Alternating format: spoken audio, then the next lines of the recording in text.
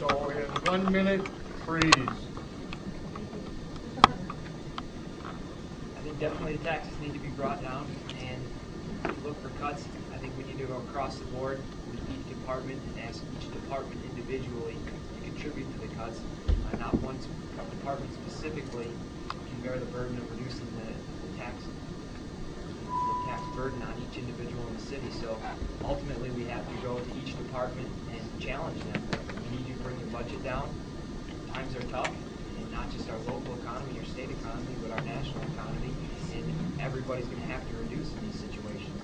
So we have to talk to each individual that works for the city. Everywhere where the money is being spent, we have to look for efficiencies. I think we should target no one department individually, but we should look across the board, because great challenges will ultimately produce great works.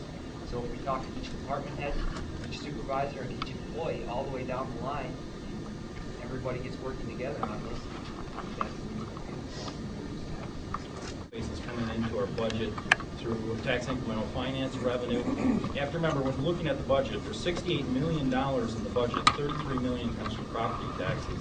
The rest comes from other revenue sources and tax incremental finance districts, and the revenue thereof are very important. Yes, you're right to ask that as the first question, because that is the number one issue. When I talk to anyone, we're all worried about our taxes. Homeowners are wondering how they're going to keep living in the city of La Crosse, how they're going to stay in their homes. Earlier this year, I sponsored legislation to bring the department heads and the city council members together through a retreat process, and that was to set goals. One of the number one goals we all had out of that process was the tax situation in La Crosse.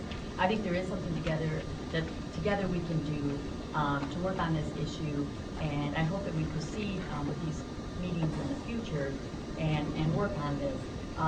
Regional collaboration, sharing resources with the outlying areas, trying to be more efficient.